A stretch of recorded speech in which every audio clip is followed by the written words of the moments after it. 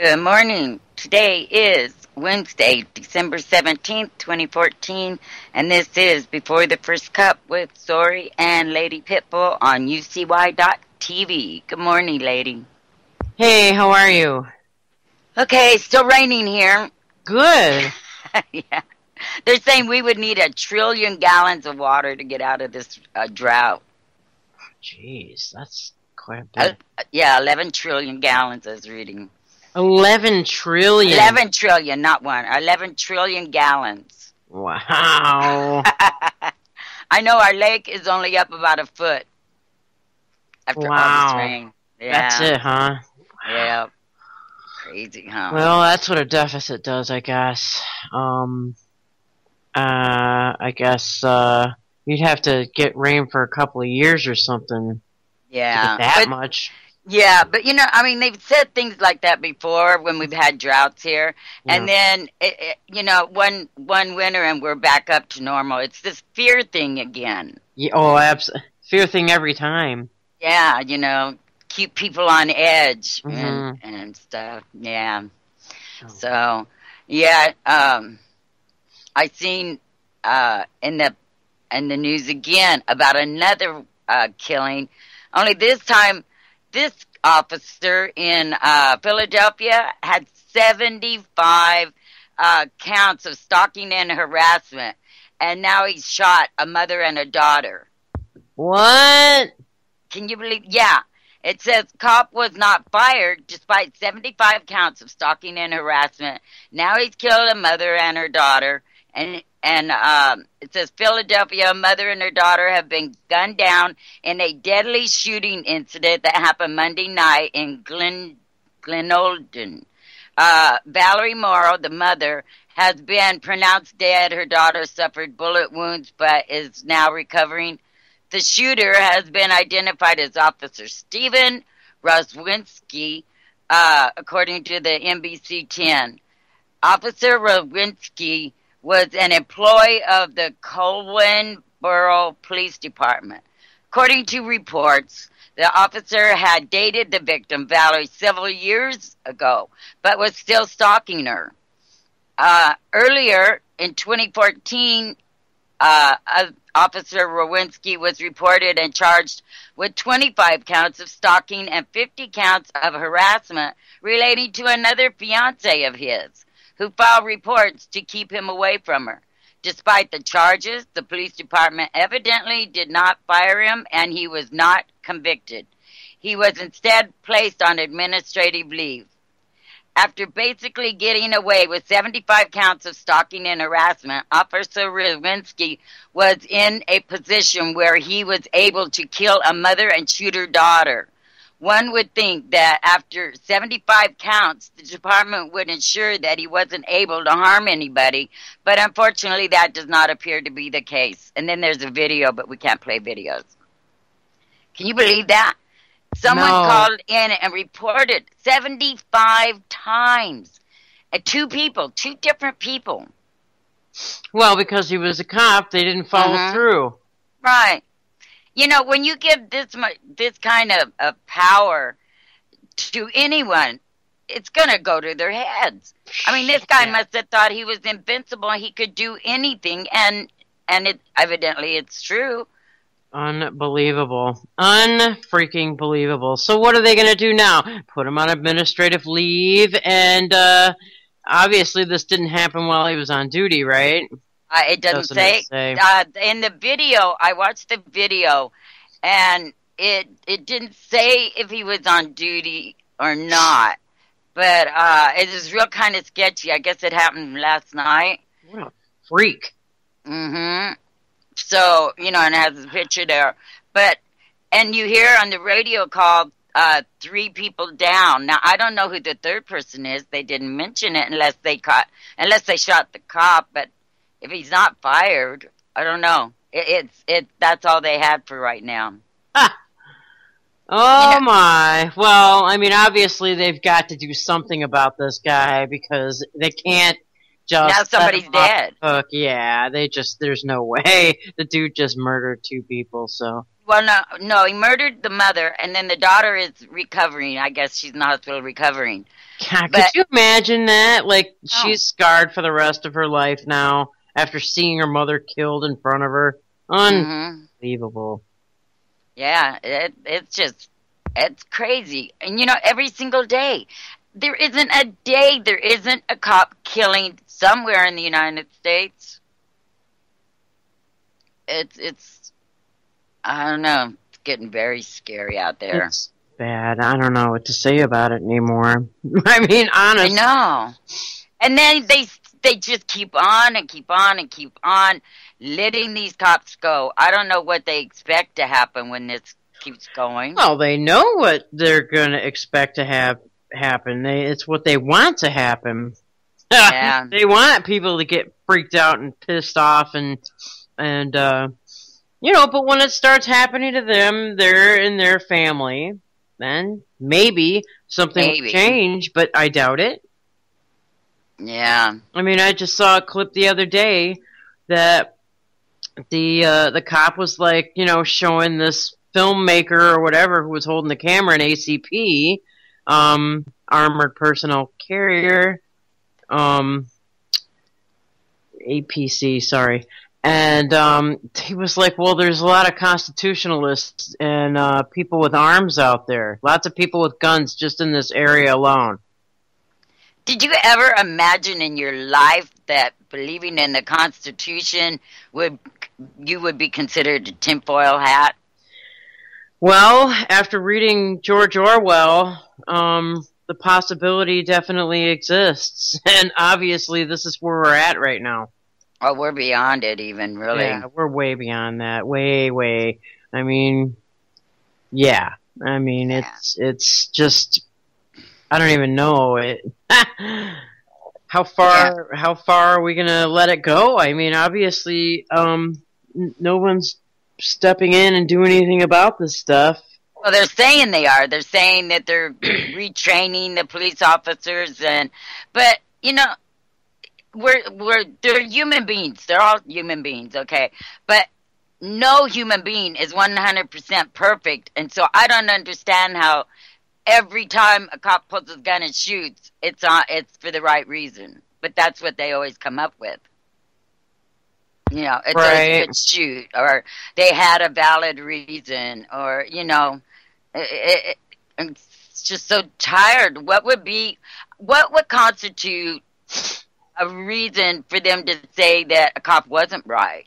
I wonder. Right. And for what? The judge to be standing right there when someone pulls a gun and shoots them, a cop pulls a gun and just shoots someone in cold blood? Maybe then. Maybe. Yeah, maybe. Doubt it. I doubt it. They're all in cahoots. They're all protecting each other. It's just crazy. Here's one. It says state rep slams sheriff for defending controversial MRAP comments. Sheriff's deputy said armored vehicles were necessary to deal with constitutionalists. So let me read this. Washington State Representative Matt Shea slammed Sheriff Ozzie Kenzovich for refusing to apologize for comments made by a sheriff's deputy in which the officer stated that MRAP armored vehicles were necessary to deal with constitutionalists who would pose a threat. Let's see. A Spokane resident asked an officer why cops needed armored vehicles that were originally used to fight insurgents abroad. I mean, this is what the guy said. This is what the sheriff deputy said on tape. He said, I mean, we've got a lot of constitutionalists and a lot of people that stockpile weapons, lots of ammunition, one deputy responded. We have weapons here locally. Wow, do you think? Well, that's everywhere. That's our right. It's everywhere. That's right. The comments set off a firestorm of criticism from people concerned that the local police see constitutionalists and libertarians as a violent threat. But Sheriff Zetrovich, Zinovich, I don't know, I can't pronounce that, responded by not apologizing for his deputy's remarks, but blaming underground media for reporting the story as, quote, out of context. However, Representative Matt Shea said that Zetrovich made a big mistake by refusing to apologize and said his claim was, quote, out of context, was merely a way of deflecting blame. It's unbelievable that someone would say that on camera, Representative Shea adding that the quote was clearly in context, despite the efforts of Sheriff Zentrovich's claim otherwise. I don't even know a context or a situation where such a statement would ever be justified, said Shea, adding that a lot of people are up in arms right now. Yeah, I bet. What kind of policy would lead the deputy to be comfortable in making such statements? Shea went on to assert that Zetrovich had a, quote, long pattern of behavior of bullying and intimidation, unquote, and that this was illustrated by his 9-minute video rant. What's very startling about this particular sheriff is that oh, here we go. Ding, ding, ding, ding, ding. What's very startling about this particular sheriff is that he had a Southern Poverty Law Center in here training his deputies a few years ago, and a lot of the rank-and-file deputies actually expressed their concern with the training and their concerns with the direction the sheriff was taking the department, said Shea. There you go, guys. And that just tells of the mindset of the police. All of us, we're their terrorists. Yeah, that Shea guy just said that. He says he's calling on Zetrovich to apologize to the citizens, do some remedial constitutional rights classes, and establish a citizen review board to oversee the deployment of the MRAP armored vehicle, or simply send it back. Nice. Good for this guy. Shea also related a chilling statement that Zetrovich made on October 20th at the Central Valley High School Government Club debate, in which he said, quote, I, with the strike of a pen, can affect your freedom, and I can also take your life in certain circumstances, a quote that Shea said reflected an, quote, alarming attitude. Wow. Yeah, I would say frickin' so. Where was this at? Hold on just a minute, guys. This was in Washington State. Let's see. The protest set to take place outside Spokane Valley Police Department this Saturday illustrated the broad rejection and repudiation of how the sheriff is handling this entire situation, said Shea. Speaking to the broader issue of constitutionalists and libertarians being demonized by the federal government and the police departments as a violent threat, Shea said the purpose was to use fear to make people self-censor and restrict their own political activities. Wow. What a great freaking article that was. Thank you very much. Wow, that really just puts it right in your face, you know. Beware of us. Absolutely. And along that line, listen to this one. Police union boss flips out over cartoons showing kids telling Santa, keep us safe from the police. Jeez. And it has the cartoon there. And it says, enter Philadelphia Fraternal Order of Police Lodge 5, President John McNesby.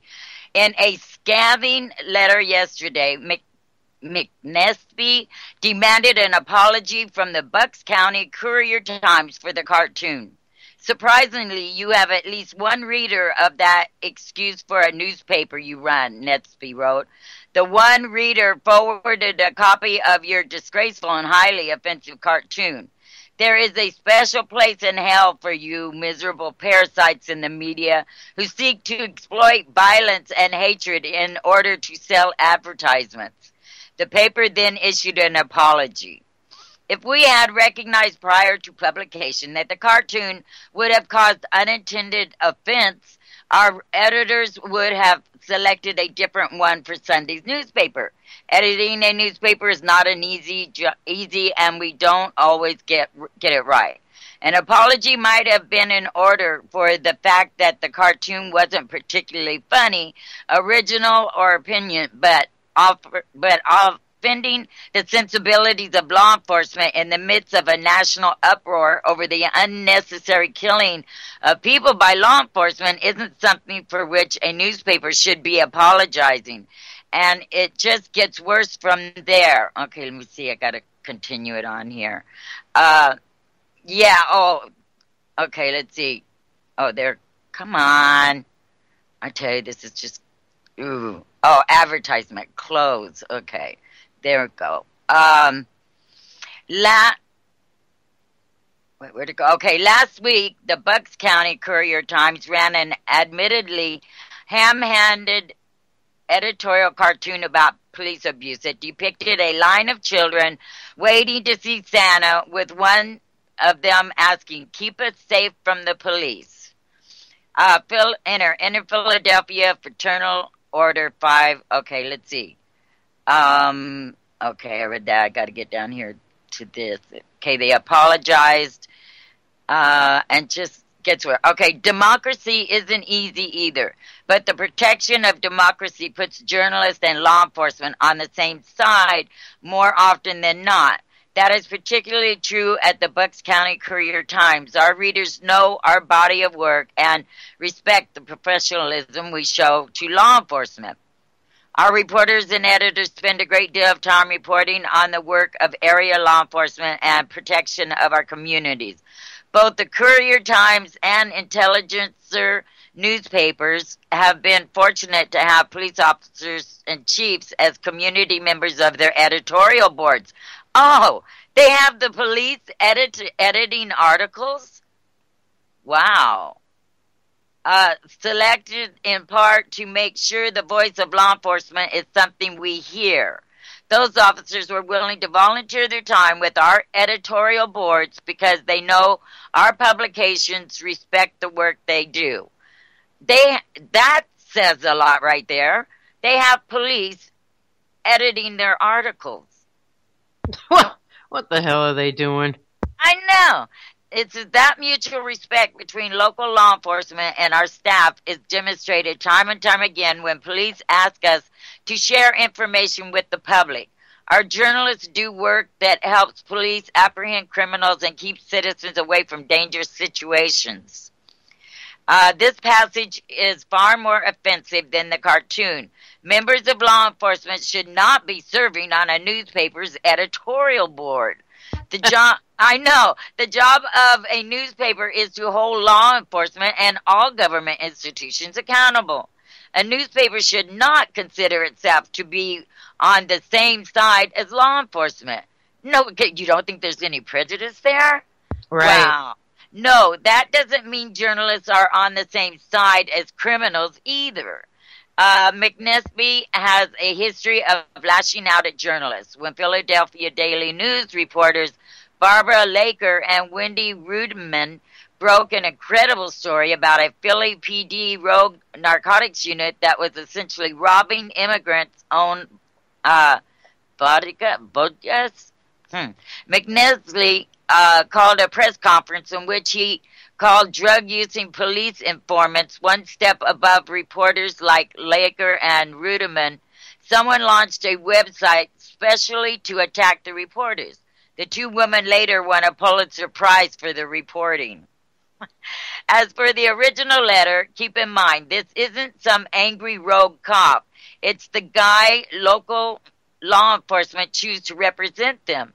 In fact, if I were to try to explain to someone like John McNesby why police are seen by a growing number of people as brutish, aloof, and short-tempered, I'd probably start by showing him John Nesby's letter. That's unbelievable. I mean, if that isn't bias, having the police in there going over your editorials before they get published. Yeah, what the hell? I mean, I wonder why police are never found accountable. well, there goes the whole Constitution. I mean, I know, yeah, and then it says, well, they're not on the side of the criminals either. Well, then they're not supposed to be on anyone's side, I thought. they're not supposed to be editing newspapers. I know, I've never heard of anything that ridiculous. Never. Well, whoever the hell is the freaking journalist allowing this to go down? Well, it's the newspaper editors. Those newspaper editors need to be freaking fired, like, immediately. And then they tell the cops to piss the hell off. Mm-hmm. Go away and let us do our job. Yeah. I mean, that cartoon, I would say, pretty much said it all. So it's a cartoon, it's not really real, or what? Yeah, it's a cartoon, and it's a picture of Santa sitting on a thing, a line of kids, and one kid stated, please keep us safe from the police. Yeah, okay. But look, okay, what happened to just the article I read earlier? The guy shot the mother, killed her, and shot her daughter. Yeah, that's... it just keeps happening, doesn't it? This is out of hand. Yeah, I don't even know what to say about it anymore, because it's every freaking day. And then there's still people oblivious to it. I don't know if they're just complete zombies, because now it's not just the alternative news talking about this daily. It's the media, out there speaking about this on a daily basis. Yeah, absolutely. Yeah, absolutely. Okay, well, I have an article here I want to read, and it's away from that for a little bit. Okay. Okay. Deadly Fukushima radiation up 50,000% as elevated radiation levels seen across North America. 50,000%? Yeah, now listen to this. And some of the excuses they're giving, it says, and this was out of national news, beta radiation levels are off the charts at monitoring sites across North America, according to new reports. But experts are blaming these radiation spikes on practically everything except for Fukushima. Data gathered from tracking units in California, Arizona, Illinois, and elsewhere reveal radiation levels up to 50,000% higher than that was observed at the same time last year, and in some cases compared to levels seen this past summer. EnviroReporter.com says the impact sites are scattered throughout the country and aren't just confined to the West Coast. Readings taken near Los Angeles, Chicago, Montgomery, Alabama, and Madison, Wisconsin revealed total beta counts per minute, CPM, greatly exceeding the 1,000 CPM threshold considered by the government to be problematic.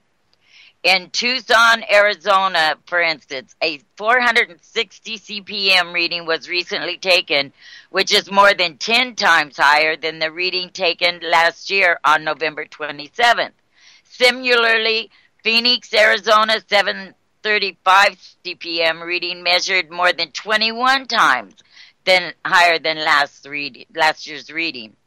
San Diego appears to be one of the hardest hit areas with a CPM reading of 650 as of October 1st. This figure is 60 times higher than that it was last year on the same date, despite the fact that San Diego's normal background radiation rate typically hovers around 20 CPM. U.S. Environmental Protection Agency RadNet radiation monitors have detected renewed surges in atmospheric readings of dangerous beta radiation across the country, explains EnvironmentalReport.com about the seemingly inexplicable phenomena.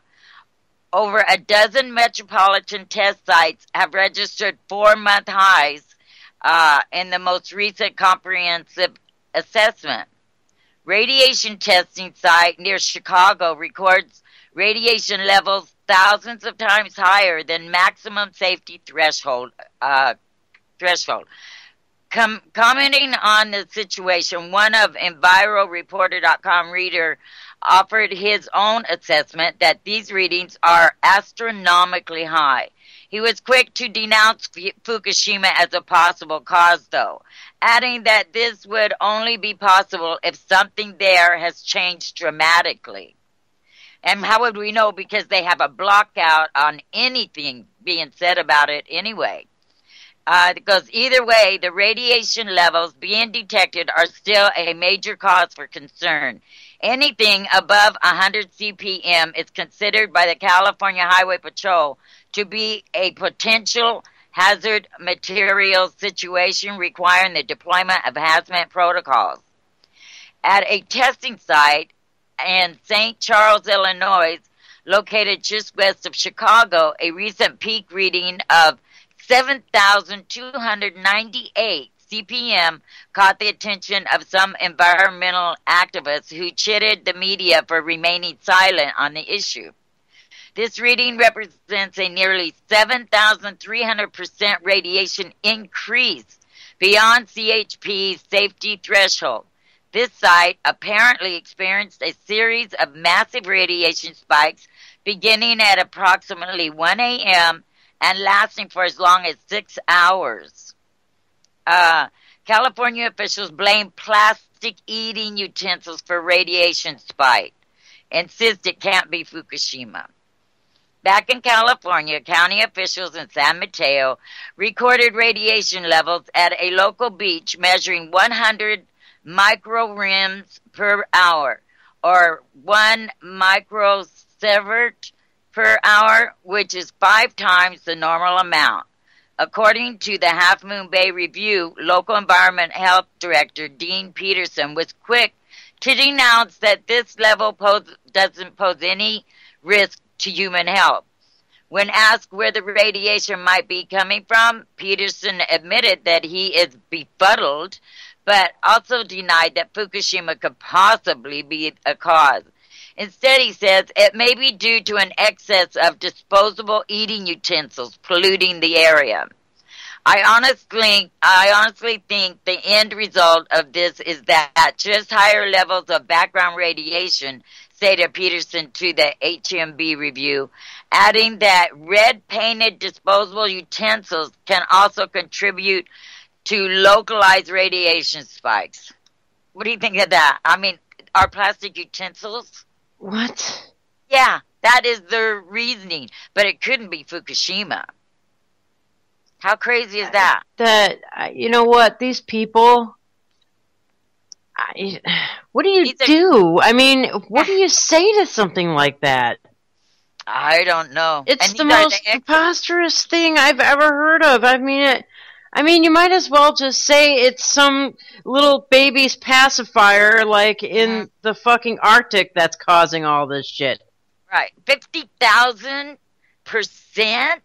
and spikes. And you know what? I mean, it might be. I think the rain may be pushing it down to the ground. That could cause it. A lot of things, but to just deny it completely that it could possibly be Fukushima. How irresponsible is that? It's not only irresponsible, it's ignorant, and if you think that people are going to buy these lame-ass excuses, you bastards have another thing coming. They have so far, And I mean, that's across, even over by you, the levels are just spiking. I know. Boy, I'm glad I'm taking, iodine. Yeah, I'm totally taking iodine right now. I've been for the past year. Yeah, this is just that when I read that, I just and what I mean, within the first year we were seeing it in milk and stuff, but it's Fukushima, and the one thing where he said, well, something for it to be Fukushima, something had to have happened, and how would we know if something happened with that blackout? Exactly. You're not going to get any news coming out of Japan. Nope. I mean, anything could have happened there. Sure. Well, I mean, it's typhoon season, you know what I mean? That too, yeah. And I think a big typhoon, hit there within the last few weeks. I mean, who knows? Right. These things, and then when they blow over Japan, the weather systems, it gets all sucked right up into there. And, jet stream. Yeah, and it just cruises right along the jet stream. Absolutely. Yeah. And I was watching the weather, and it showed the jet stream now coming across and taking a big dip, like through the middle of the United States and going back up. Mm-hmm. Yep. Right now we are in the cold part of it again, and it's What's the temperature there? Dipping down past us, going south of us here. It's 32 exactly. Wow. So no more 40s for us. Wow. Yesterday it got up to 50. Wow. Here it's 49. Wow, that's not bad. Yeah. So, yeah, that's crazy though. I mean, for them to, it just shows they're covering up because nobody can be that naive, especially if that's your career, that's your field, that's where you put all your energy into, and to come up with, it must be the plastic utensils we're using. Right? I mean, come on. Seriously? I don't know. Either they're really stupid and paid for their degrees, or they think we are really, really stupid. And I think it's the latter. Yeah. Yeah. So anyway. Absolutely. Man, I don't know. Oh, my God. It just keeps getting crazier and crazier. It does, and then there's all this crap going on and with Putin, and he's making provocative moves, and they're just ramping that whole thing up, and now the Russian economy is tanking with the ruble, and they're making it happen. They're making everything happen right now. And we're putting more sanctions on them, and like one article said, Putin's like a trapped animal, and you don't want that. No, hell no. I mean, that's the kind of dude that will strike, and strike with a vengeance. Yep. And now we just keep trying to push his buttons. Sure, and he knows this. And one time it's going to be the wrong button, and he's just going to say, fuck you. That's it. And God knows what's going to happen after that. I mean, Obama is a very dangerous individual, just trying to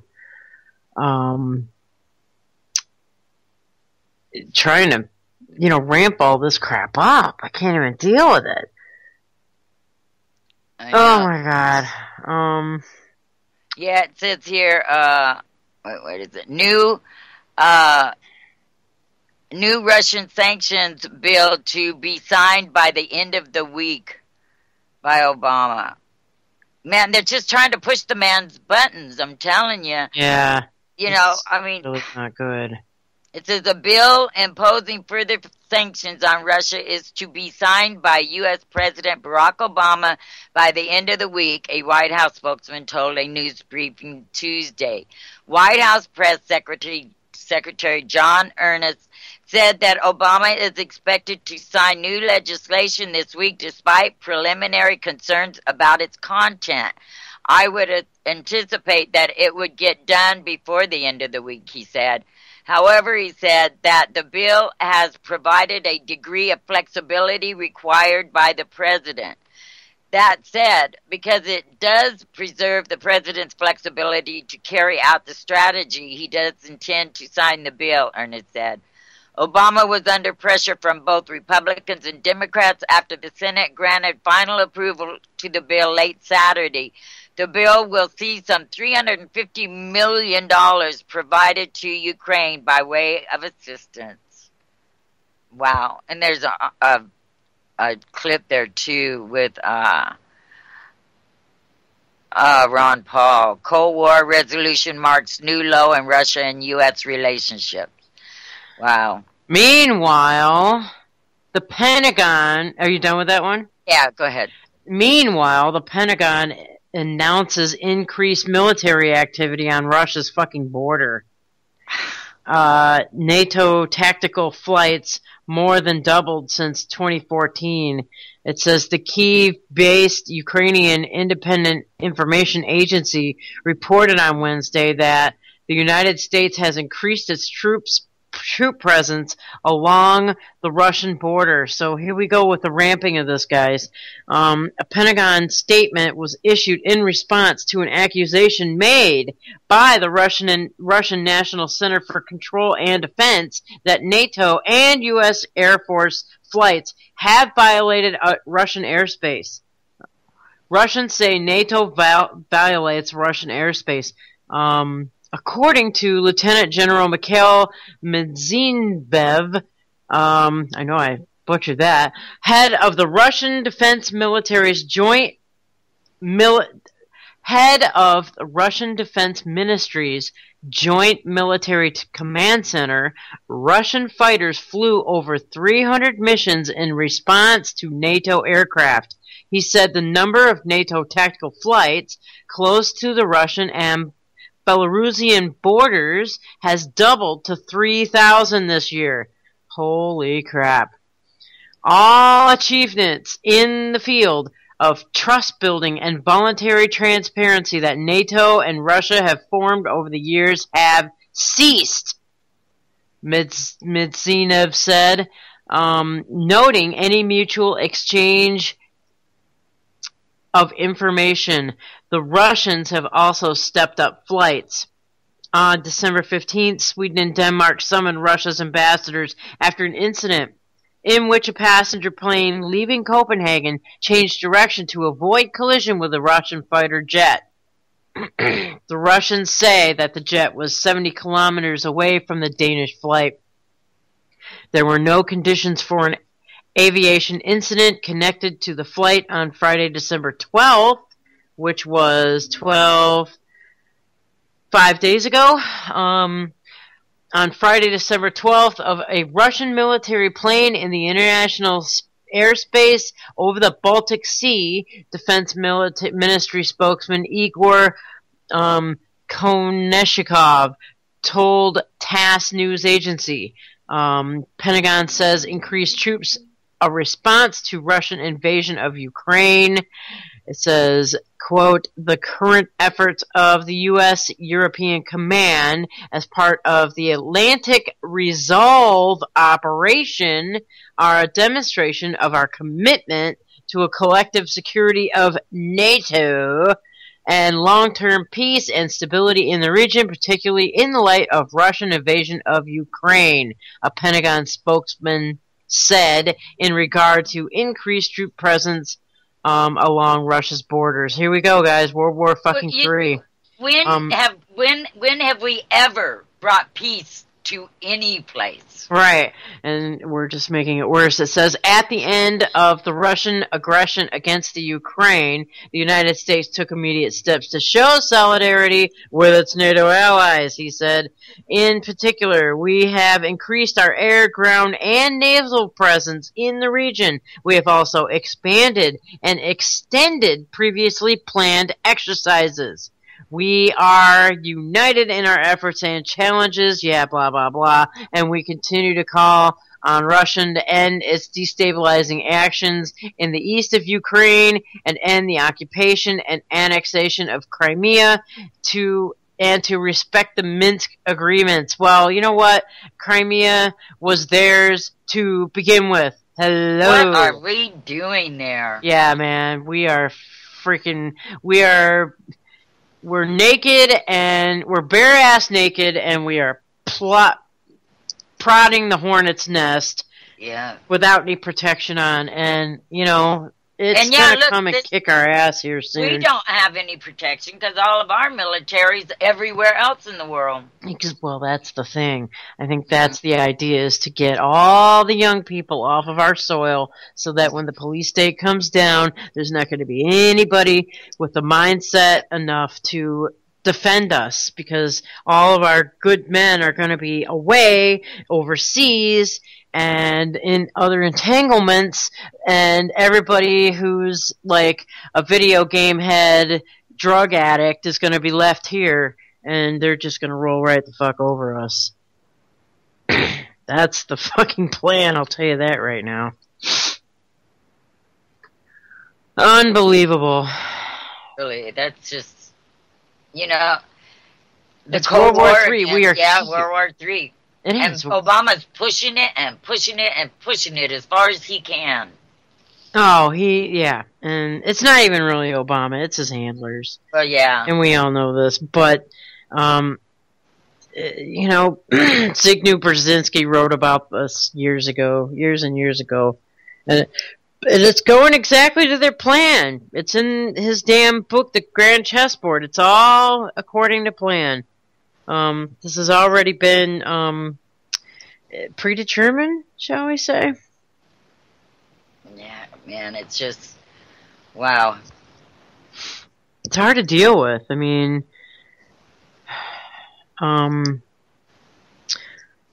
Obama's running rogue. He's going to just continue to run rogue and roughshod over everything. As soon as this lame duck session's over and the new one begins, it's going to be, nothing's going to change. In fact, I think all these wars and stuff are just going to ramp up because we all know how these freaking neocons are and their war-grubbing, money-hungry, corporation-protecting bastards. If the Democrats weren't bad enough, well, here we go with the other side of the face getting slapped here. Wow. I'm not looking forward to this. Man, another one just hit. I just seen, wow. What? Very well. December 16th, 2014. Anti-Media Radio. Texarkana, Texas. On Tuesday, a police officer in Texarkana shot and killed Dennis Gidsby, a 35-year-old man holding a spoon. Oh my god. It's never going to end. Yeah, Officer Brent Lawing was responding to a burglary call and found Gigsby in a dimly lit garage he lived in his mother's home across the street. Gigsby's mother, Evelyn Gigsby, said he had a mental illness, though it has not yet been specified what it was. Police say her son was holding a 7-inch metal object that looked like a knife and began aggressively approaching the officer. According to the police story, he ignored commands to stop, prompting the police to shoot him. Gigsby later died at the hospital. This police narrative follows one that is all too common. No matter the situation, police claim that they were forced to attack suspects. They promote the idea that if a suspect was doing something illegal, they deserve whatever the officer did to them. Officers claim their lives were threatened, people were acting dangerously, and that because of this, they bear no responsibility for the deaths of the people with whom they interact. How can these guys go home and go to bed with a clear conscience? Well, obviously they have no problem with that. It goes on.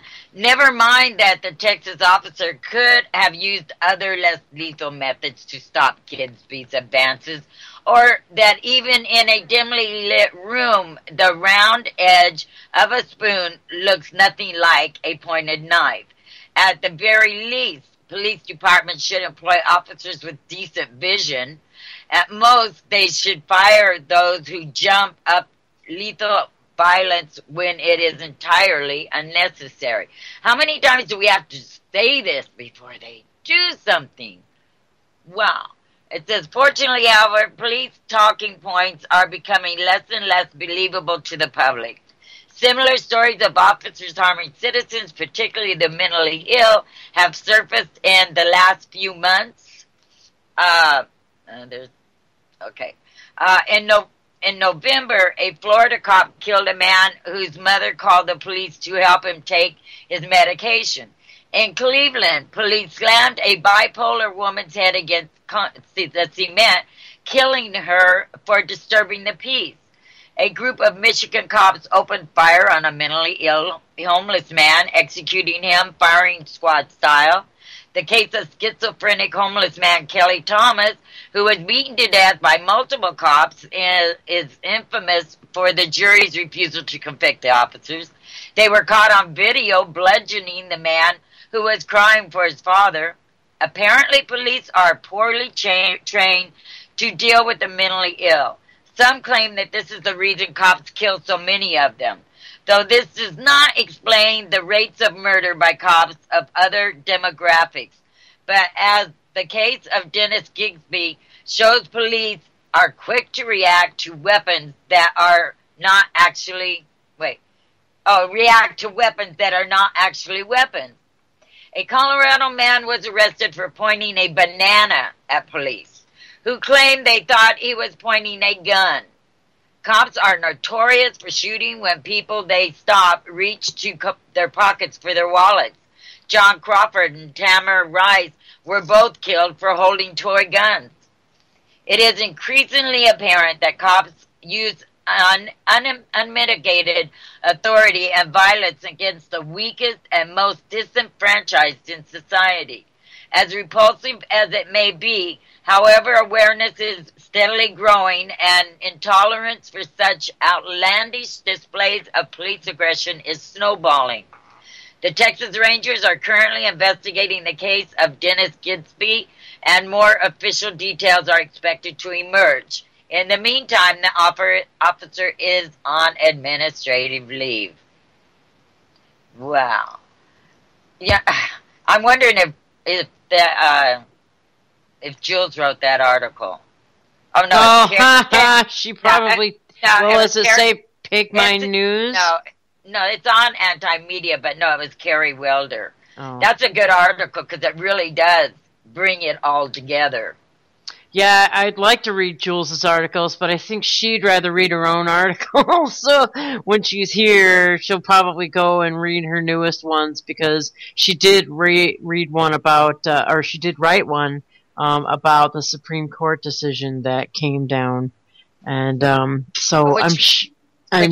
The one about they can search your car even if without. Yeah, the Fourth Amendment's gone. Yeah. And there's another one that it doesn't matter if the cops are ignorant of the law or not.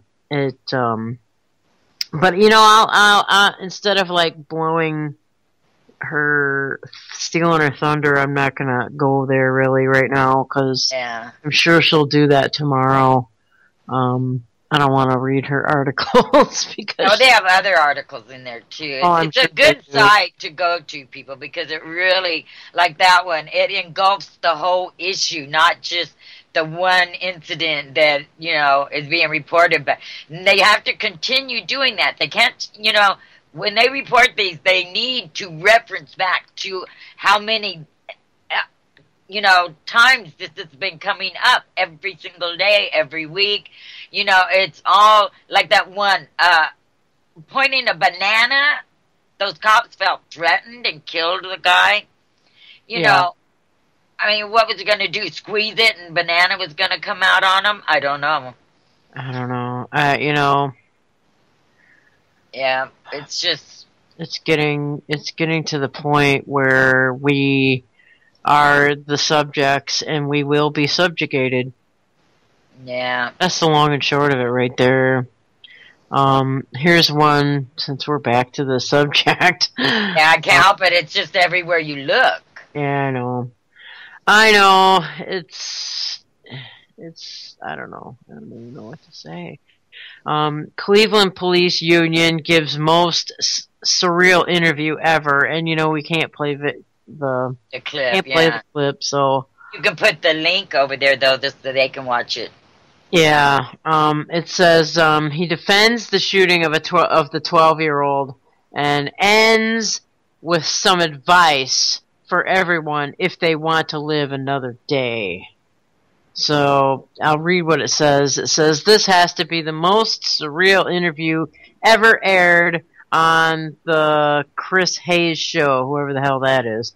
Guest host Ari Melber interviewed Jeffrey Fulmer, head of the police union for Cleveland Police. While I understand that that union officers are bound by duty to defend their members, it would have been better for Fulmer not to have given this interview at all, because he certainly didn't make anything any better. After demanding an apology from Cleveland Browns football players for supporting the families of Michael Brown and Tamir Rice, Fulmer appeared on Hayes' show to explain why he thinks an apology is due. Oh my God! The video. Wait! An apology to the police? Yes. Oh, okay. Go ahead.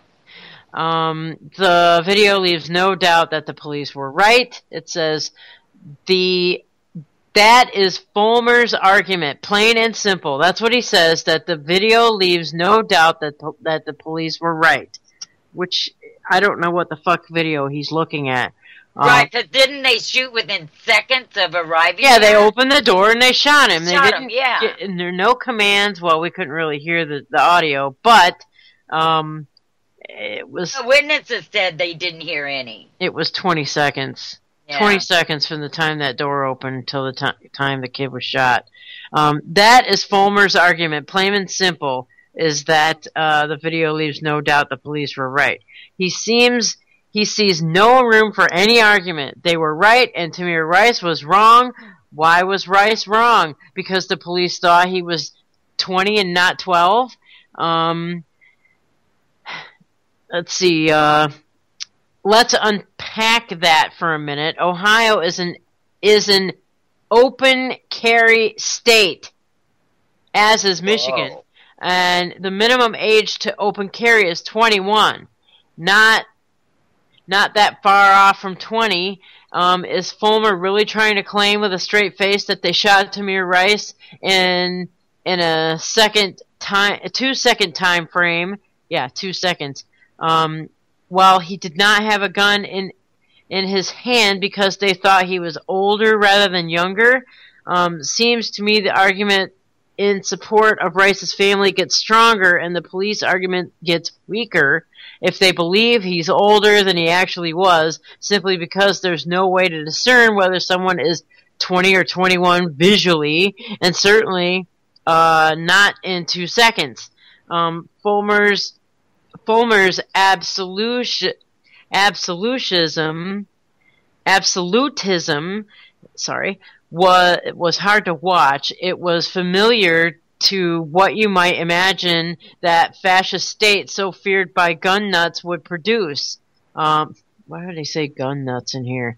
Can't you just say gun owners? No room for argument, no room for doubt. Just buck up and accept the police. Never ever make mistakes. Oh, and the little people. Fulmer has some advice for you. Just stop and obey everything, no matter how right you are, because really, you're just flat out wrong. And if you do that, you live. If you dare to question anything, you die. In Tamir Rice's case, he never had a chance to stop, freeze, obey, or grimace. 2 seconds is not long enough for Rice to react, nor the police to properly assess, no matter what Fulmer says. I'm all for due process, but enough of the bullying from police and union leaders. If they're so sure they're right, then why shovel it onto the public without even a debate? Yeah, I would say that this goes far beyond freaking bullying. Okay. Yeah.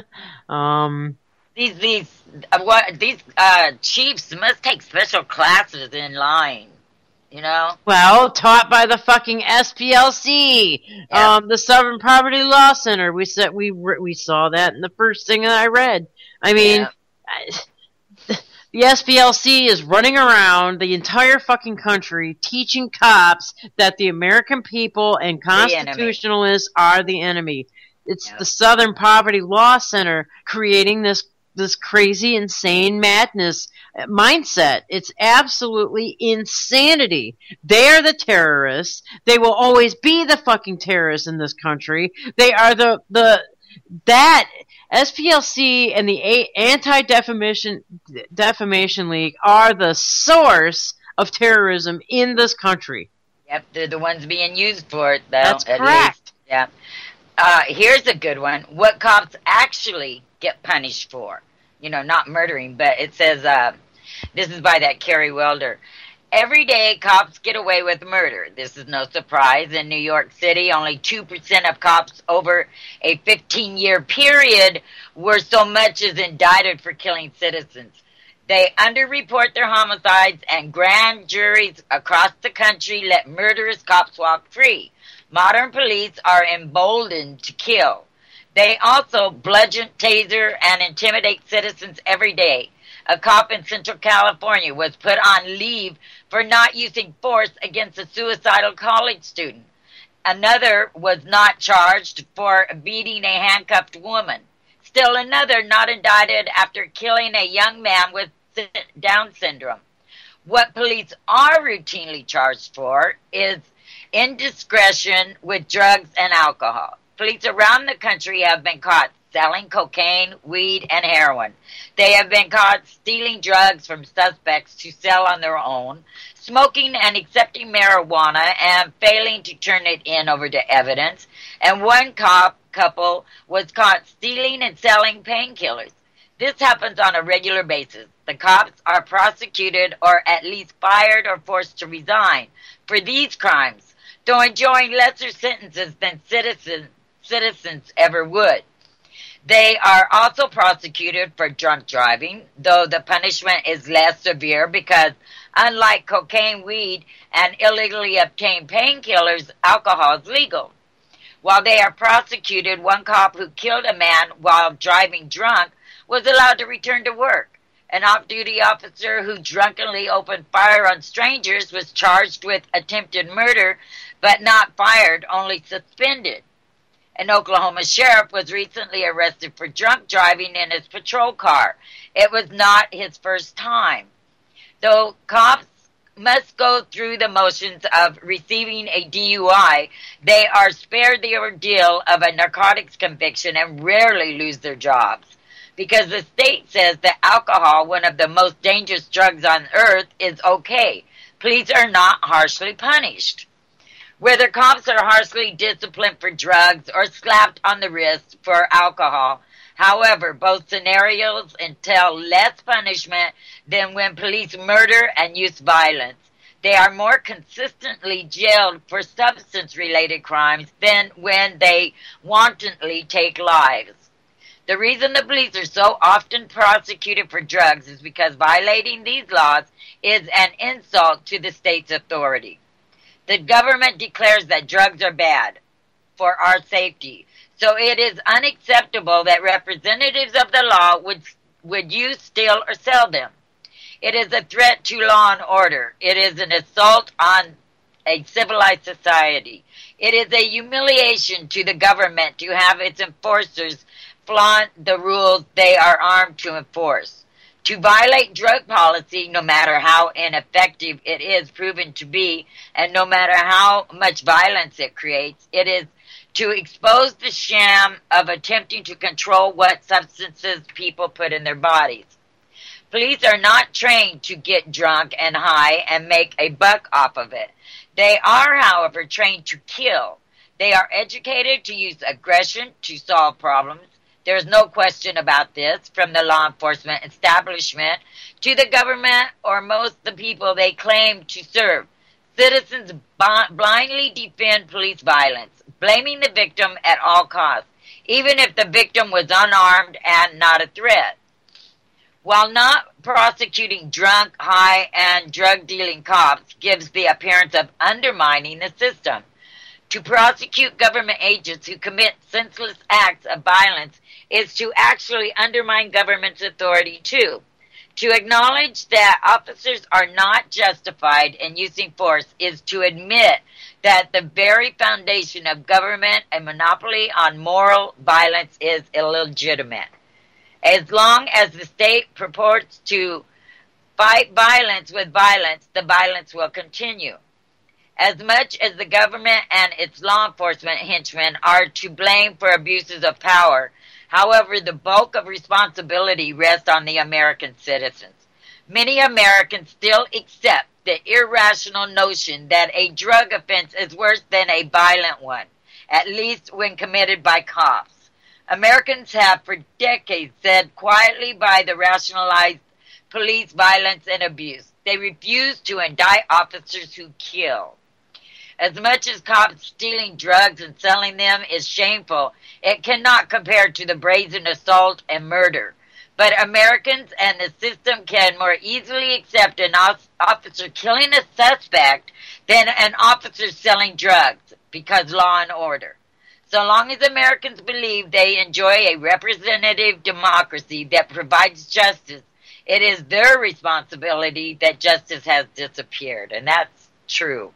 You know, the more we keep saying, oh, you know, all cops aren't bad, and, oh, you know, it must have been the, you know, he shouldn't have pulled that banana.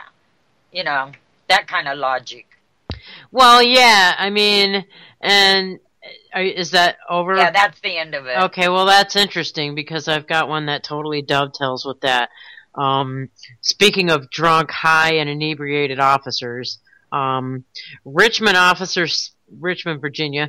Richmond officer found with marijuana in his home won't face charges. So it continues.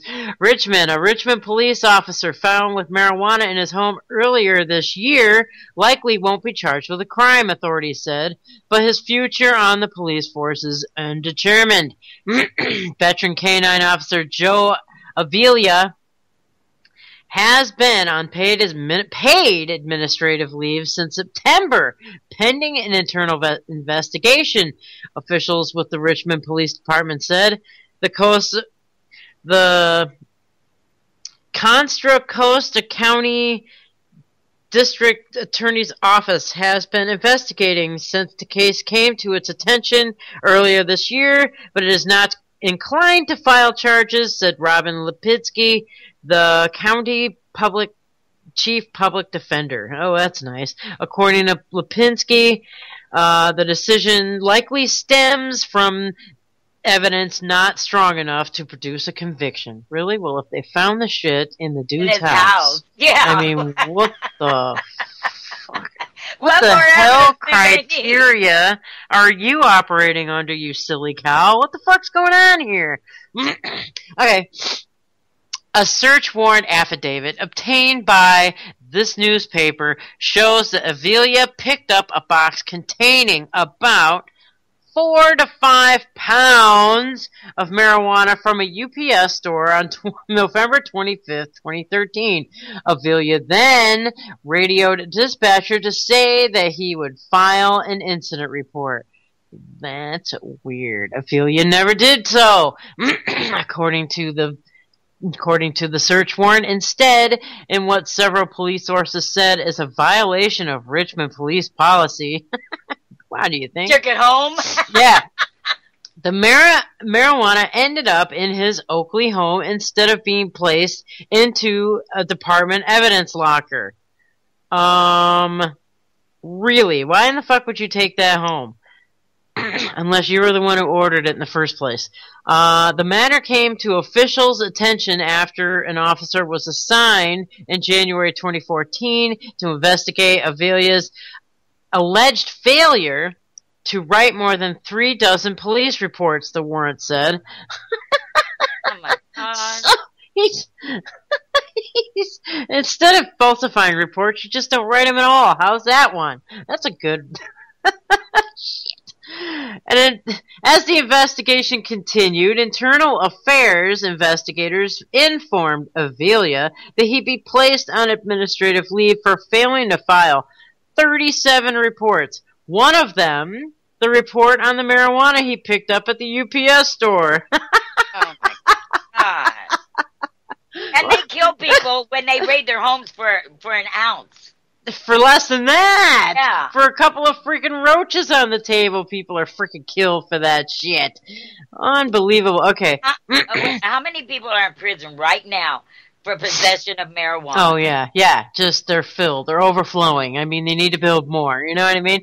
Alright, let me continue. It says, When questioned, Avila told investigators that he used 2 pounds of the marijuana to train his police dog in February 2014. When he pressed, he acknowledged that there may have been more in the trunk of his canine patrol car or at his house. Okay, now look. This guy's selling. Look. Let me tell you something about dog training, okay? And this is just dog training 101. If you're training a dog to sniff out a particular scent, you don't travel around with that scent in the dog's nose for days, weeks, and months on end, okay? That's not effective dog training. You're not going to get the results that you want, dude. I mean, what the fuck is this guy's deal? Alright, during their search, police found marijuana in the home. Really? Okay. According to police sources, Richmond police officers are required to follow strict guidelines about labeling, packaging, and storing potential evidence, and must file a police report before the end of their shift unless special circumstances dictate they don't. Well,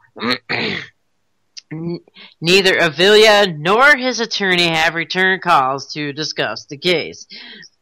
When his future with the department will be determined remains unclear. Calls to the city's Human Resources Department were referred to the city attorney's office, which did not return a call Tuesday afternoon. So it's a bunch of wow. What do you know about that one? And won't he?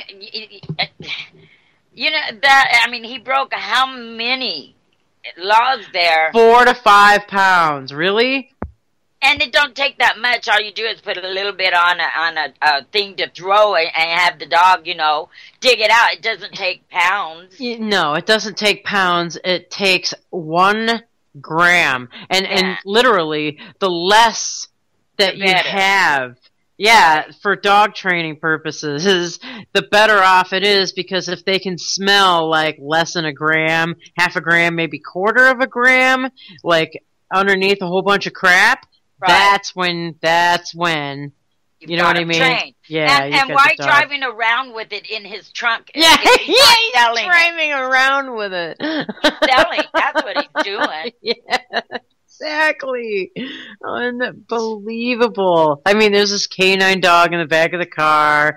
Little kid comes up to the car. You know what I mean? Buys a couple of joints from the cop, and the dog's like, "Ruff!" I mean, come on. Yeah. You know what I mean? I could just see the scenario right now. It's like cartoonish.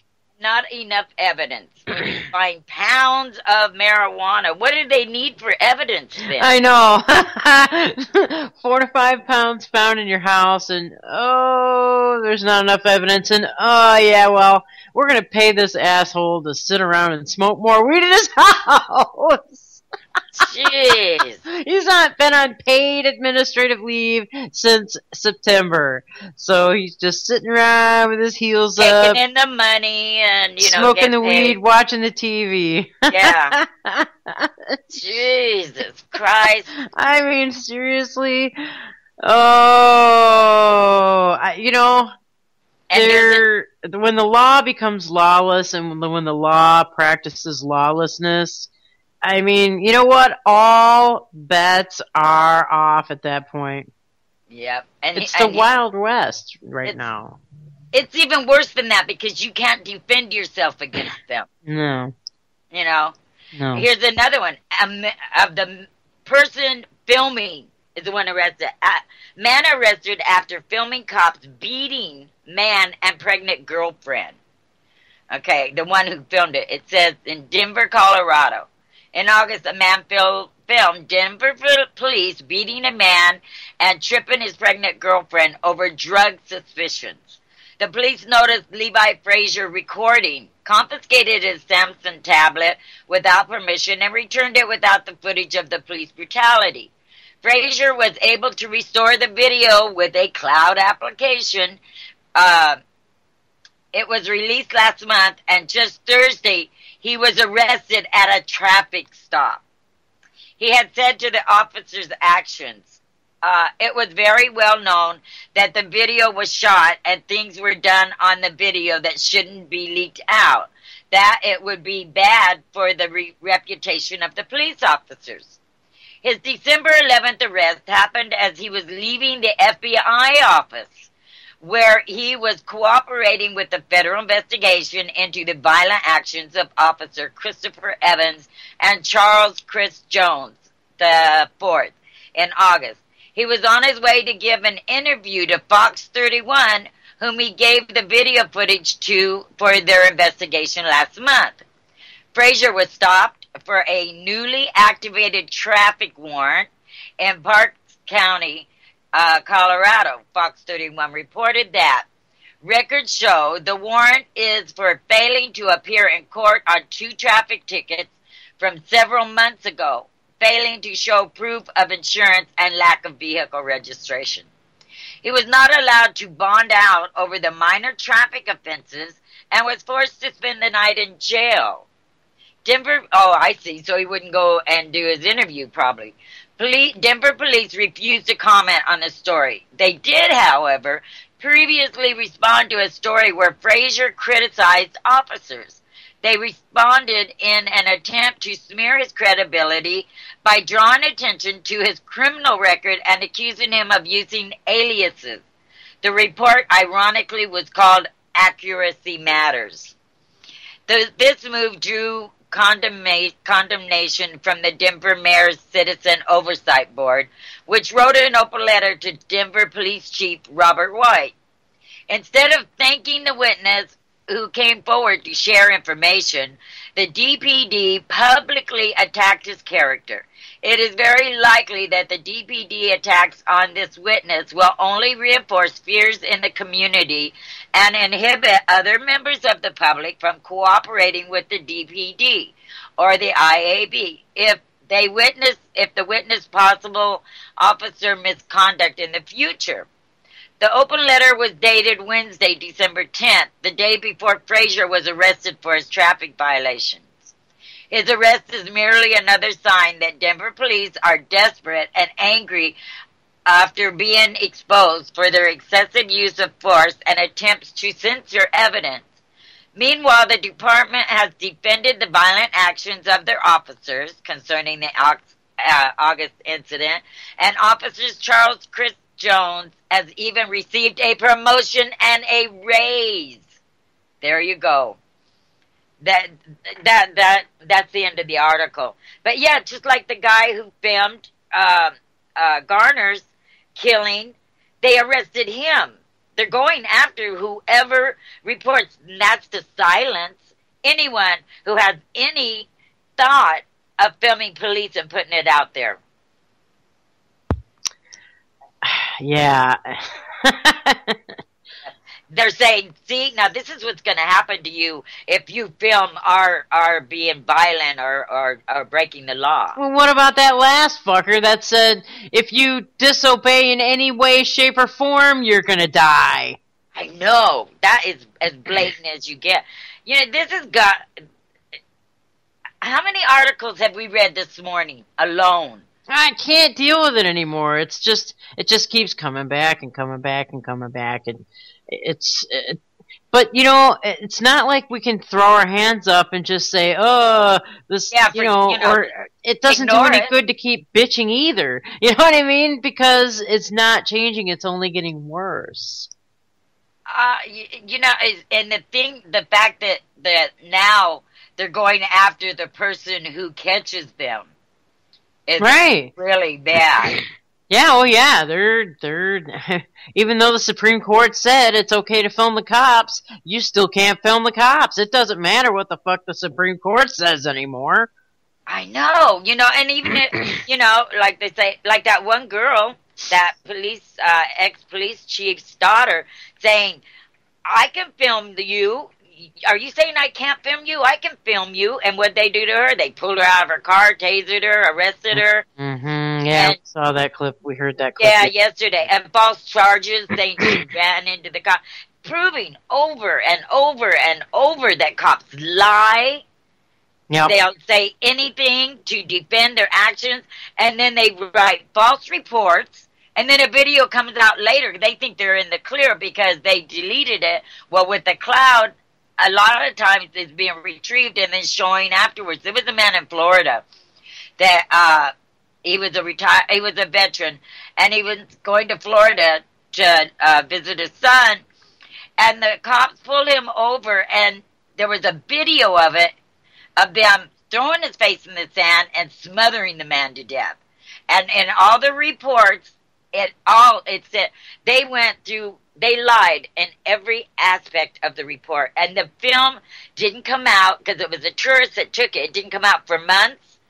And then the film comes out, and you can plainly see the man, he's dead, he's all white, and he's got sand all over his face, bleeding from the ears. And these cops say that they never had him down in the sand and that he was sitting up. And, you know, and the judge they haven't brought it back up, haven't brought them before a judge again. They're letting it ride that what they lied to, you know, it's insanity. Even when the proof comes out later and they lied, nothing happens. Why? Is this our justice system now? I mean, it's so corrupt. I mean, judges are in on it too. Well, sure. That's why I always say, well, and obviously I've said it many times, just kind of parroting what I heard on another show, Character Matters with Dr. Simon. His brother said, who's actually a prosecutor, I believe, he said that this whole problem stems from the judicial system.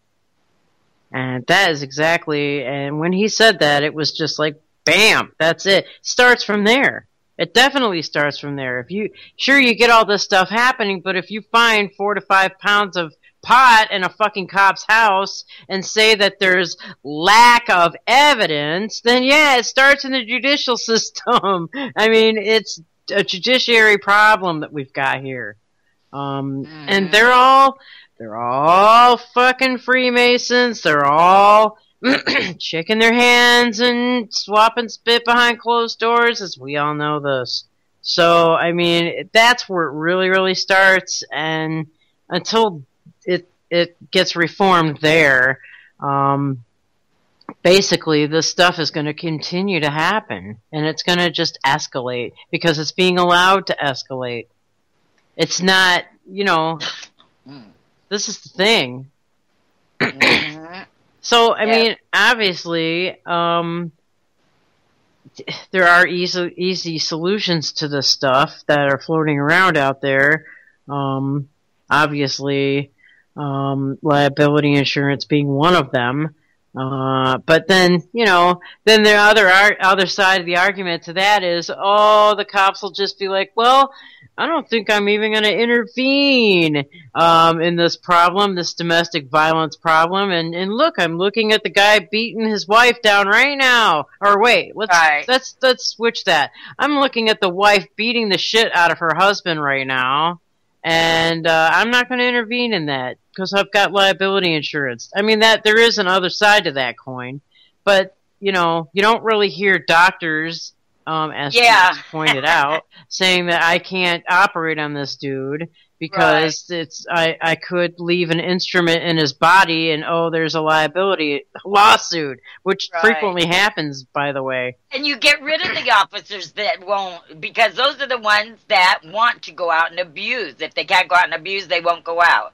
Right. So I think in that manner, not all cops should have or be forced to have liability insurance. It should happen when you've had one strike against you. And then when you have 3 strikes against you, then obviously there's an exponential amount that they have to pay out of their own pockets. Well, like that guy, 75 counts? Yeah, 75 counts of stalking. I'd say that was a big problem. A red flag there.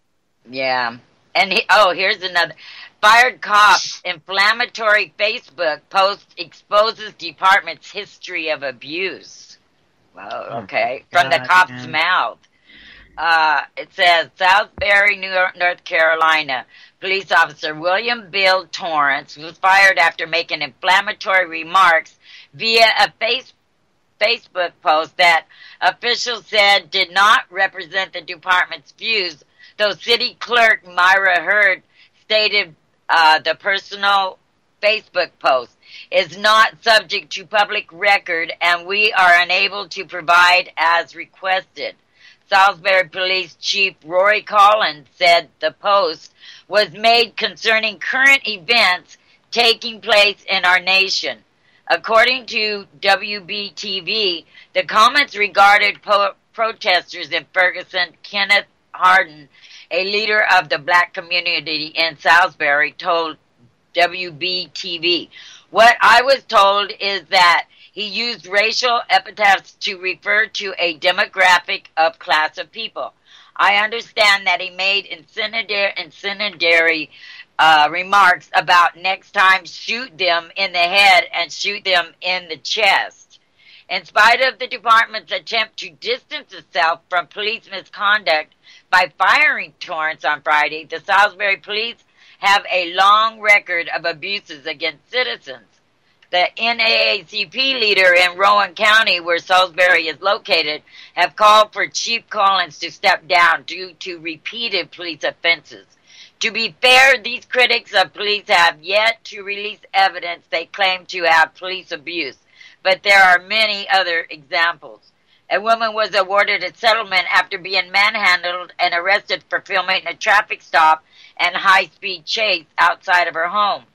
2 off-duty officers were involved in a brawl outside a nightclub where they attacked 2 brothers. Video and witnesses showed the misconduct, which included beatings after the suspects were handcuffed, as WCNC reported. Michael Fox says he was beaten with a flashlight and a nightstick until he bled. He said the blows were so severe he required 26 stitches in his head. He insisted he did nothing to provoke the attack. One of the officers, Corrine Perando, was put on leave and Fox was charged with threatening to kill an officer. A 92-year-old retired pastor sued Salisbury police in March of this year, alleging brutality in an assisted living facility. A family member claimed the officer, got hold of his left arm and the back of his neck and just slammed him down on the floor and put his knee in his back. And at that time, me and the nurses' aides could hear bones cracking. The city's firing of Officer Torrance on its surface appears to show an intolerance for endorsing inflammatory conduct, Chief Collins said. Torrance's comment was highly contrary to the legal and appropriate manner in which officers are trained to handle these types of situations. However, due to the department's history of brutality and abuse, it is clear that is not why Torrance was fired. The Salisbury Police policy on social media reads that when reference is made to or about the Salisbury Police Department, a review of that reference is needed to ensure that such references does not cause a lack in public confidence and respect in the department. How many people do you think respect police right now? You know? Well, obviously the media is hyping that up. So I'll tell you, it's ramping up the tension between citizens and the police. Well, yeah, you know, and what's the scariest part is the mindset, and it's all the training. You know, it's really. I mean, the police are falling for it, but, you know, they're constantly being told that we are the enemy and we're all out to kill them. And so they have to be aware and ready to just defend their lives. Well, obviously not all cops are like that. You know, I mean, yeah. Obviously, because this guy is speaking out, right? Right, so, but this is after they fired him for saying this. For speaking out, absolutely. And this is what happens when, you know, you don't toe that line. And you know, their jobs are and so it's basically blackmail, all this. And if you don't do this stuff and engage in this kind of behavior, then there's definitely something wrong with you, and they're going to be watching you. Right. Obviously, like what happened to this poor guy. Yeah, it says Torrance's firing is not about Salisbury police being against poor behavior or violence. It merely shows that officers are not allowed to publicly display sentiments against those who are opposing them. It is clearly about salvaging a reputation of accountability and decency that has been marred by repeated cases of abuse. In Salisbury, cops can beat and maim and take paid vacations, but are fired for expressing their endorsements of similar misconduct. Leadership has a problem not with inflammatory actions, but with comments that reveal their tendencies. Though the termination of Torrance is a clear attempt to deceptively protect the Salisbury police reputation, it is a tiny step in a positive direction. The fact that he was fired at all shows that police are growing increasingly afraid of noisy dissent against their actions. Of course, the real victory will be won when officers are fired and punished, not for revealing department's philosophy, but when that philosophy changes, there will be progress when police stop committing these acts in the first place. And, you know, it's like that one policeman that a few months back spoke out, and he said, he goes, it's up to the citizens to change this because it will never be changed within the system. No, that's true. Mm-hmm. Every time you hear of a cop speaking out, he gets fired. And, you know, this poor officer, he joined for the right reasons, and when told to arrest a guy who he felt hadn't, you know, broken any laws, they fired him. Yeah, see, I'm glad you read this one, Zorie. I mean, obviously, we bash cops a lot on this network. Why? Because look what's happening. However, right. There are, and I've been saying that since the get-go. I've been saying that the entire time throughout, like, the whole Hutari trial, because that was where the militia group was supposed to set up a bunch of cops at a funeral and do all this crap that they never planned, and they were found innocent about that. The whole thing was thrown out. But it's this blue line, kind of brotherhood thing that, you know, gets towed. You have to toe that line.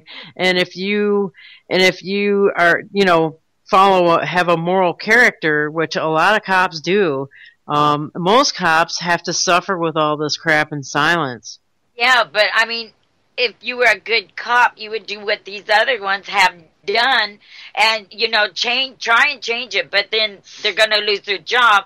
So is it make it right that, okay, well, I don't like what they're doing, but I'm going to have to stand here and watch it because I need a paycheck. You can't get a job nowhere else. You know, how can you live with yourself to be honest, no. I mean, a lot of cops have to do two jobs. You know what I mean? I know personally of a guy that has to have two jobs as well as his police job. So yeah, well, welcome to everyone else in this country, though. Huh? You know, welcome to the same thing that's facing everyone else in the country. Obviously, however, jobs are getting more scarce. Obviously, people are having a harder time. So, you know, I don't know. I'm not justifying anything.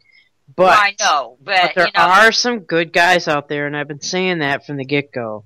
But they are dwindling more and more. Well, that's because they're hiring dumb fucks and, you know, military guys that come back from Afghanistan. Mm-hmm. So that have been trained to kill and have killed before, and the more you kill, the easier it becomes. Oh, dumb fucks. When I say dumb fucks, I mean dumbasses that come fresh out of high school, like stupid high school thugs, football guys.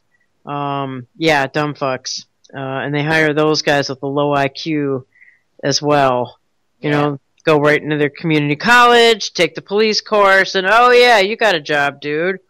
Yeah. You know, big early roid head. You know what I'm saying? Those are the dumb fucks I'm talking about. Or the ones that play these these real to live video games that shows the blood and all that. They are so desensitized that they don't think nothing of going out and killing in real life, you know? Right. Well, that's just mind control right there. Mm-hmm. That's predictive programming. No, I mean... Now, the only jobs that are out there are the security jobs, cop jobs, military jobs. That's it. That's the only jobs that are left in a police state. Yep. And, you know, and how many of us have watched movies or news clips of, like, other countries where you have, you know, your cops standing on every corner with machine guns, watching everything you do. How far are we away from that? We're there. Just about. No, we're there. You know? We are absolutely there. That's the next step. All we need is a false flag, convenient false flag or something, and we're going to see it. That's it. Like people who defend the cops a lot, I ask them, what's your reaction when you look in your rearview mirror and there's a cop behind you? You know, do you feel safe and fuzzy? No reaction at all. Right, but every one of them, that fear takes over. And cops use that, too, to pull you over because you see a cop. So you overcompensate and try and do everything just right, which you will make a mistake, and then they get to pull you over. I always go a couple miles over the speed limit. I put my cruise control on anymore. I don't trust my foot. I have a lead foot, and I'll be driving along, and all of a sudden I look down, I'm going 85, and go, oh, shit. You know, and look around right away. Going 85. You know, and you know, and then car do you drive? Well, that is the flow of traffic. You know, okay, what is it? Which are you supposed to do? If you're going into San Francisco, the average traffic speed going in and out of San Francisco is 85. That is a given. You drive the speed limit of 75 or 70 or 65, and you could cause an accident, and so you could break the law, but if you don't break the law, you'll get in trouble because then you could cause an accident for driving too slow. They have you whichever way you go, you know. And I always wonder, how do they pull anyone over for speeding? Because everyone's driving 80 to 85, so you know. What, you just try and stay in the middle of them? You don't want to be at the back because you're the one that's going to get pulled over, even though everyone else on the freeway is going 85 miles an hour. Really, it's just, you gotta, I mean, as far as like a radar goes, I guess the rule of thumb, and maybe this could be a myth, I don't know, maybe somebody in the chat could tell me, that the bigger, larger massed vehicles always get hit first. Like a truck or a van. If you're driving a car, they'll read the truck or the van first before they'll read your car. I don't know. I don't know about that. Damn things work. So, but yeah. What I'm saying is, like, everyone is driving 85. Even in the slow lane, everybody's driving 85. You try and go 70 miles an hour, and they would run over your ass. Mm-hmm. So, and then a cop would pull you over for, you know, driving too slow when you're going the speed limit, which is the law. And so, you know, how do they pick one when everyone's breaking the law? They pick, okay, let's see, I'll take that car. Well, sure, it's a pick and choose. It allows them to cherry pick whatever they want. Yeah, get the new car so then maybe we can get it for keeps. More revenue, absolutely. Yeah, so, I don't know, it's nuts. So I just use my cruise control. And then I'm pretty safe, I think. But, man, if I don't have it on, every time my foot, I've always been a lead foot. And my radar detector broke, and so... Oh, I see. I've always been a lead foot, too. Yeah, my dad was a cop, so I grew up with a cop who used to drive very fast around town, by the way. I mean, we're talking like 70 down the dirt roads. You know what I mean? And, I mean, it's fun. Let me tell you. Yeah. I've said that many times. And, at one point, when I had my Honda CRX, I mean, that little car flew. And I had a radar detector, a CB in it, and a scanner, a police scanner, a Bobcat. I had all three of them in there because I wanted to know where they were, what they were saying, and what they were doing. And, I didn't get tickets. I have a good driving record, even though, except for that one time I got pulled over for going 107. And then the cop made the mistake. It was way early in the morning. I was coming home from Santa Barbara. I was pissed off. And I was so angry. And when the cop pulled me over, and then he walks up and he goes, do you know how fast you're going? And I looked at him and I go, do I look like an idiot? I was going 107 miles an hour. Who would be going, who would be going 107 miles an hour and not know they were going that fast? Right. Well. I mean, That's funny as hell, actually. Yeah. Oh, God. I mean, that poor officer. I was just like fit to be tied as it was. And, he only gave me a ticket for going 10 miles over the speed limit because he was getting off duty and didn't want to arrest me and take me in for reckless driving. I got really lucky. Maybe because I was so pissed that I don't know what he thought. Wow. I was pulled over for driving 95. He knocked it down to 85. Yeah, a lot of times they'll do that because they don't want to have to take you in and do all the paperwork. Right, so... But, yeah, that was my one ticket. And then I went to... In those days, they had those classes you could take. You paid money. I went to the comedy one. You paid money, and then you went in, and you did 3 hours in the class, and then they would drop it off your record. I don't know if they still do that or not, but, yeah, and then so it got taken off my record. What's a comedy one?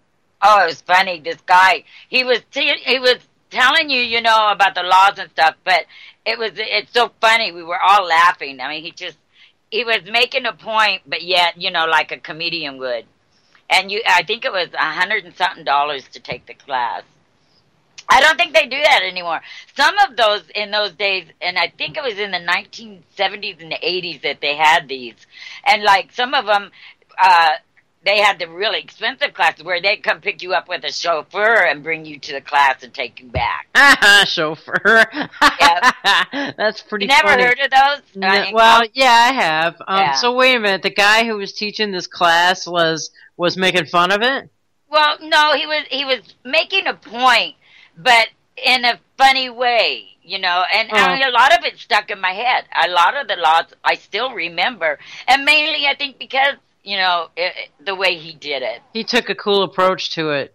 Yeah, not like a textbook where we're going to be, right. Later. Nobody remembers that crap. I mean, right, just sitting there reading through this booklet, no one's going to remember shit. Right. Yeah. Yeah. So, I mean, like you asked me, the silliest thing stuck in my head, like if you go into the lane to turn left, that center lane for passing, you can only go 1.5 car lengths. And it travel only that far. That stuck in my head, and I swear I always only go about. I see. You can't drive in the left lane like way the hell down the road and then. Right. Okay. Yeah, legally that and that's something that a lot of cops will pull you over for. It's the little things that they get you for. And let me tell you something. I've done that quite often. You know what I mean? Screw this traffic. I'm going to the left lane. I'm going to turn left.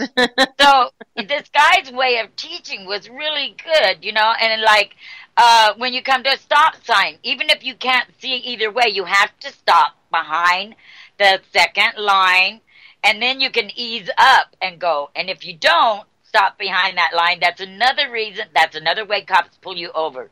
For the little things is what they get you for. Yeah, yeah. And your tires have to come to a complete stop. Mm-hmm. And then you can ease up to where you can see. But if you go over that line and then stop, in fact, my girlfriend got caught for that very thing because she didn't stop behind that line, and she said, well, I can't see if traffic's coming behind that line. He goes, well, you still have to stop behind it and then ease up. There you go. And when driving tips from Zorie. Yay. Yeah, there you go. Driving tips from Leadfoot. And they get you for that. or not turning your turn signal on in time and waiting till you get up there and turn it on. That's Right. Oh yeah, you gotta. Usually, it's when there's like the sign. It's 250 feet. You Yeah. have to turn it on. That the sign that usually announces that there's a road coming up. That's when you do it. Now, this one guy, a friend of mine, got off because he said he pulled up to a stop sign. It was late at night, and this cop was parked over to the side, and the cop pulled him over for not turning his turn signal on. Well, the guy, when he went to court with it, and he goes, now why, there was no other car in the area, why would I put my turn signal on if there's no one there to see it? And he and the judge let him go on it. So, that's a logical response because there's no other vehicle around. This cop was parked on a side street where he could see the stop sign, but you didn't even see him. So what would be the purpose of turning on your turn signal? And that cop thought that was logical and let him off. But by law, it doesn't say if there are other cars around, you have to put your turn signal on. No, it just says you have to. So I don't know. Sometimes you can off like that. But yeah. And that's the thing that leads to, you have to be careful of those little things because that cop, if he's going to pull you over for something that minor, he's not in a good mood. Mm-hmm. And nowadays that could be detrimental to your health. Yeah, you might not live to see that tomorrow. Jeez. I mean, I don't know, man. Yeah. All right. Well, we've spent almost the entire 2 freaking hours talking about the police again. But it is, it's got to be. You can't just not talk about it. There's other stuff going on in the world except for these cops, man. Yeah, but I'm more concerned about the people's safety and happiness in this country. I find it important about what's going on in the rest of the world, but I think if we pay too much attention to that, we lose what's happening here to us, to all of us. Well, I mean, not really, because everything that happens on this freaking planet affects us. And I look at it more like a giant spider's web, and like if something affects the outer reaches of the web, it's going to affect the center eventually, and that's pretty much how I see things. I see things on a big picture type thing, and see, the way I see it is we're paying so much attention to the rest of the world that people here are suffering, and we the majority, like the media and all, just overlook this, the homeless, the children that are going without eating, and I don't know, it's just all. Well, those things aren't being paid attention to on purpose. Mm-hmm. And that's why, and most people think like it used to be when you seen homeless people is because, they were into drugs or this and that. But now more and more whole families are homeless, and people still look at them with the same attitude, and that's got to change too. That's another thing that really upsets me. Mm-hmm. Is, well, look at them, they're homeless, so they're low lives and they're lazy, and, and that's just not the case anymore. People have to change their way of, stop judging people, because therefore can I be tomorrow. Well, right. Absolutely. I mean, it's going to happen to everybody tomorrow or the next day. How many people do you know aren't living from check to check? Everybody's hanging from the economic thread right now. Oh yeah, and we know we don't even really have to go into it because they're pulling the carpet out on that whole thing in slow motion. It's in motion, believe me, and then they're going to just do that final yank, bam, and we're seeing this all over the planet right now. Yeah, that's true too. It is everywhere. The economic rug is being completely yanked out right now. Right now it's in slow motion, but I just heard that they are going to put some kind of a freaking cap on the height that gold and silver prices can go in the market, that is freaking dangerous, man. You're kidding. Oh, yeah, they're pulling all kinds of shit. Why are they pulling all kinds of shit? Because it's 8 days before Christmas. When was the Federal Reserve enacted? Yeah. December 24th. Yep. The day before Christmas, they slip this shit in. They're gonna do the same fucking shit with the UN gun treaty. They're gonna. That's why the date on that is the 24th, right? Yep. And so they're gonna fucking do what they did. And when they put in the Federal Reserve, they're gonna have a couple of stragglers in Congress and in the Senate, conveniently there when everybody else is off on vacation and not there to vote. Then they're gonna pass this shit through. They did the same. They did this with the Federal Reserve Act of 1913, and they're getting ready to do the same damn thing with the UN treaty. That's how I see it. That's where all this is going. Yeah. That's why they're announcing all these caps on, I mean, what the hell? Why would you want to fucking cap how high gold goes? I mean, that's just artificial. It's manipulation on, like, it goes beyond a casino level. I mean, yeah, I just signed up yesterday, and I haven't checked my mail yet this morning, but I'm going to be notified of every legislation that gets passed on a daily notice. So I got to go in there today and check them. But yeah, everyone, and I'll get a report daily, so I can glance over and see just what, because it doesn't get announced everywhere what laws. I mean, no, it's the end of before the other Congress takes over. They have 113 laws to get passed, and I want to see what they are. And I'm getting the ones with roll calls that tell who voted for this. And that one about them being able to get all our information and pass on to law enforcement. It's sickening, the people who voted for it, and it's by state. It says the name and Republican or Democrat if they voted for it. And like there was only 7 in California that voted nay. Nay for what? For being able to retain all our communications and pass it on to the law enforcement. And that wasn't just California, that was across the country. Yeah. And it says by state, and it has their name and everything, whether they voted yay or nay. And it is the only place was Connecticut and Vermont were the only ones that all voted. There was nothing, no nays at all. It was all yes. Go ahead, take all our information and forward it on to law enforcement without a warrant. They don't need warrants anymore. The pretense of needing a warrant is even gone. Yeah, you said that yesterday. I remember that. That is important, people. That means everything you say, everything you post on Facebook, everything you say in a telephone conversation is now being sucked up and forwarded to law enforcement.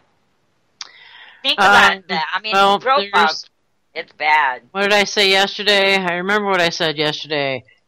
There goes the Fourth Amendment.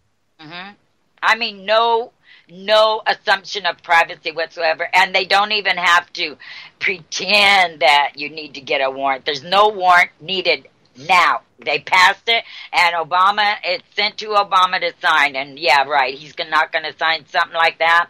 Yeah, so that's a dictator. That's when the dictator takes over right there.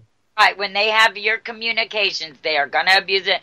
And you can just imagine the database that police are building up from all that information, from everything. All they have to do is put your name in there, and then it'll connect you to whoever you called. And then whatever that person's involved in is going to be brought back to you. And if you call them on a regular basis, whether you know what they're involved in or not, it's going to be related to you. You are going to be intertwined with everyone you communicate with. That's right. That's scary. That is very scary. Yeah, well, I mean, some of us out here, there's like no hope for. Yeah, I'm a goner. I write so much about law enforcement and the abuses, I mean, I'm a goner. I already know that. Right. I can just, it's not good for me at all. No, Maybe that's why it upsets believe me me, so it's bad. not for me either. Yeah. So, but I'm all out there. I post all over the place, to get it out. So I'm going to be a red flag to them for sure. well, I think we're all red flags. Yeah. That's the long and short of that. Yeah, but that's what we took on. It is. I mean, at least, we can like go down and say that we tried to do something. You know what I mean? I accept the consequences of my actions and whatever comes, but I can't stop. I have to inform. I just can't. I've tried to get out of this for a while, and it just doesn't work for me. Well, I don't know. I don't know. Even if you try to get out of it, once you've done it, that's it. I mean, right, even you can't not anything. Well, no, I'm saying anything that you even post in a chat is going to be used against you. Even the littlest thing. So everyone within the sound of my voice right now is totally guilty. Right. You know what I'm saying? Of something. And I guess there was this. I don't really know the whole story, but there was some kid that got sentenced recently, and for posting a link about a song, the lyrics in a song or something. No. I guess he exposed CIA, some crap with the CIA, and they are charging him with 15 years for posting a link to expose their shenanigans, and they dropped the charge, but he's still being sentenced even after they dropped the charge. I can't remember really. I've got to find that freaking story. I don't even know the name of this kid. Yeah, they can do anything. They can make up a law on the spot, or the thing. Even if you're in this, It doesn't matter. It doesn't. Honestly, it doesn't matter anymore, because everyone, even if you're just trying to live your own life and it doesn't affect me and all that, they're gonna find something. Mm-hmm. And they'll make something on you. That's the beauty of all this electronic surveillance, is because they can fabricate whatever they want now. Right, they can say, well, you were texting or you were communicating with this person and they're involved in this. But you're saying, well, I don't know what they do, what they're involved with. That ain't going to work. Right, yeah, it doesn't, it's not going to matter. Guilty by association. Right. Yeah, and the more you speak out, the more of a danger you are to them. That's right. And so that's what we're faced with right now. Yeah, it's good scary. Lord. Oh, we're at the end of the show again. Yeah. I swear, it's just crazy. It's so insane. Well, I hope everybody keeps warm and stuff, because the cold is coming back. Mm-hmm. Yeah, and be prepared for outages if your power goes out. Make sure you have means of staying warm. Get propane heat or something, because people die in the cold when they can't, That's right. warm. Absolutely. Have some food. I actually bought that battery pack that you were talking about. Oh, did you? The Jumpstart, isn't it remarkable? Yeah, it's really, really cool. I got actually two of them. I got one larger one, and then I got one that it's got a hand crank on it that you can crank yourself. Yeah, those are nice. Mm-hmm. Yeah, and they also it has the weather attached to it where you can crank it up. But you need the cranking, because if you can't get to the store and you don't have batteries, how are you going to use it? Yeah, exactly. And I always say, get a propane tank with one of those heaters that attaches to the top. And they're not that much. I think $40. You can get one of those attachments, have a couple propane tanks. If your heat goes out, your power goes out, you have no heat, at least you'll stay warm. It's a propane tank with a heater that attaches to it?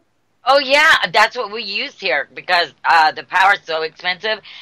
You can get the tanks, at Ace Hardware or anywhere. It's 5 gallon tank, Hmm. and then they have an attachment that you screw it in like you would use if you were in a trailer or something.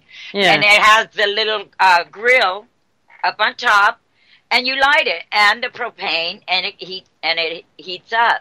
Oh, A lot wow. of places use them in garages. They use the bigger ones, but you can get Right. the small ones. We have 2 of them here. But running propane in your house like that? All you need, the only danger there is if you don't have any, if you're airtight and there's no oxygen coming in. Well, we crack our windows just a little bit for fresh air. As Yeah. long as you have that, and I've been using propane for years and years. I save a lot of money doing it because the gas, utility bills are so high. And this 5 gallon tank lasts me about a month of staying warm. I'm never cold. Really? Yep. Yeah, but it doesn't get like below 30 degrees there Well, at it any has given been. time. Remember, just a few weeks ago, we were down past freezing here. Wow, what about below zero? Now I don't. Well, yeah, I would still keep it, warm. Propane, it puts out heat. Well, yeah. And but I've been using this for 6, 7 years. Never had. Huh? I don't go to sleep with it. But see, I don't like sleeping in a warm room. I have covers, and so I only use it when I'm awake. And if if I leave the house, it goes off. Right. Well, we're at the end of the show. Like What's right now. coming up? We got 3 minutes. Yeah, we've got The Edge with John Stokes at 1, at 3, Jack Blood Show, and then at 6 is Anti-Tyranny News with Josh, and then at 8 is The Continual Condition with Jonathan and Steven, at 9, Truth to Talk Radio with April and Verstein, that's a replay, and then at 11 is Anti-Media Radio with Nick Burnaby. I guess that's a very popular show, so it's all here on UCY.tv, guys. Stay Right. tuned. Stay safe. Absolutely. Stay safe And out there. I think Jules will be with you guys tomorrow, so and be careful in the holiday traffic because people are nuts. yep. As we get closer to that December 24th date, hold on to your hats, hold on to your guns, Yeah. because here they So come. stay safe. Stay out of the cops' way. Yes. Yep. And just enjoy your loved ones while you have them. Wow, I blew through that pretty quick. That I was like, no. I thought that it was seems like it should come on right now, right? It shouldn't be too long before we're hearing crickets. I love Hal's show. And that Yeah. guy's so down to earth. There we go. Bye bye, everybody. Have a great day. Take care.